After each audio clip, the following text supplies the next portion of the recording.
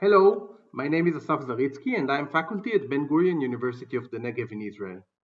Today, I'll tell you about interpretable machine learning in the context of melanoma. We all know that deep learning techniques are very powerful at identifying patterns within complex cell image data, but these techniques are often criticized as black box predictions, lacking the ability to provide meaningful explanations for the cell properties that drive the outcome. In this project, we reverse engineered a neural network to identify the cellular properties that distinguish aggressive and less aggressive metastatic melanoma. We were super fortunate to have access to Shin Morrison's mice system. They xenographed patient-derived stage 3 melanoma metastasis in mice and correlated the mice and the human prognosis. Some of these patient-derived xenograft tumors, termed PDXs, showed widespread metastasis in distant organs or high metastatic efficiency, while others exhibited only lung metastasis, defined as low metastatic efficiency. We sparsely seeded PDXs cells on collagen and imaged with live phase contrast microscopy. We detected and tracked single cells as the atomic units of our analysis. We trained an adversarial autoencoder to determine a latent descriptor that holds a compressed representation of cell appearance.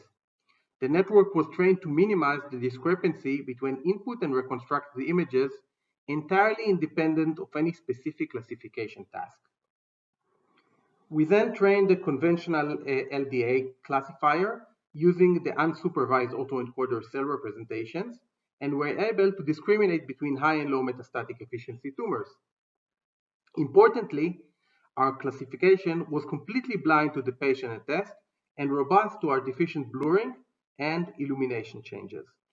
To validate our predictions, we tested whether our PDX-trained classifiers can predict metastatic efficiency in immortalized melanoma cell lines, regardless of never encountering cell lines during training and regardless of the inherent differences in appearances between cell lines and PDXs, as you can see in the classification results here. In a panel of 6 common melanoma cell lines that are described as highly metastasis, A375 was predicted as the most aggressive and MV3 as the least aggressive by our classifier. And indeed, mice experiments validated this prediction with significantly higher spreading to distant sites in A375 compared to MV3 cells. These results suggest that our model captured specific cellular properties associated with melanoma metastatic potential. Well, this could be fantastic for diagnostic application, but we want more. What are the physical properties that discriminate high from low metastatic efficient cells?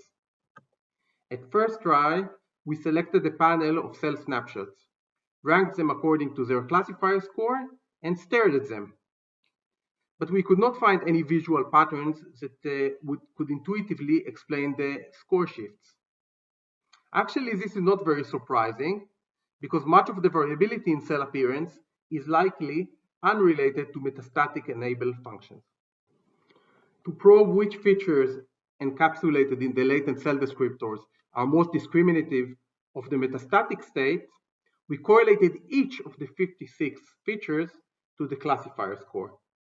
This uses the variability within the data in terms of single cell features and classifier score to identify key features for the classification. This analysis revealed that feature number 56 was negatively correlated with the classifier's prediction. Each color on the left represents a different patient and each dot a single cell. But what does this magical feature number 56 encode in terms of cellular properties? The problem was that natural variation of feature number 56 values was too low, and or the natural variation of the other feature masked image properties that associated with the metastatic efficiency.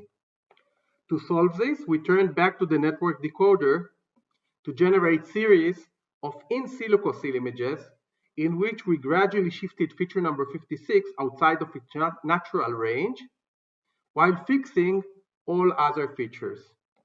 This way, we could generate exaggerated in silico cell images that amplified the subtle visual cellular properties that critically define the metastatic efficiency. And voila, Morphing cells from low to high revealed the formation of pseudopodial extensions and the brighter cell peripheral and interior signal, which is indicative of altered light scattering, as emergent properties of synthetic cell images in the high metastatic efficiency domain. These were systematic and specific cell properties associated with low values of feature number 56 and high metastatic prediction in our synthetically morphed cells. We validated our in silico conclusions with live cell imaging. We picked cells that spontaneously transitioned from a predicted low to high metastatic efficiency and verified the association between increased light scattering and the classifier score. Increased light scattering must be caused by alteration in the refractive index, either fluctuation in organelle cytoplasm composition or cell stiffness. We don't know, and we leave this for future exploration. Enhanced protrusive activity was more difficult to visually notice by spontaneous transitions, probably due to the subtlety and the localization of this phenotype. Even though the amplification of feature number 56 was weaker, and the fluctuations of other features were greater than the control shifts in silico, we could verify the discriminating properties by isolating and focusing on specific in silico generated visual hypotheses. This is an example of how the application of AI supports the identification of processes that are essential for the execution of complex integrated cell functions, but are too subtle to be identified by a human expert. I'd like to thank the major contributors to this project: Andrew Jamieson, who was my partner in the computational aspects, Andres Navarez, who performed all experiments, Eric Welf, who established the experimental system, and of course, Gaudens Danuser, who was my postdoc mentor. The preprint is available at BioArchive.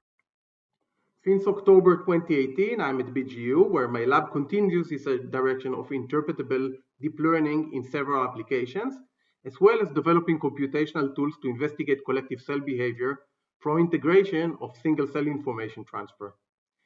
The next talk of this session by Assaf Nahum, a very talented graduate student from the lab, is one cool example of our current work. Thank you.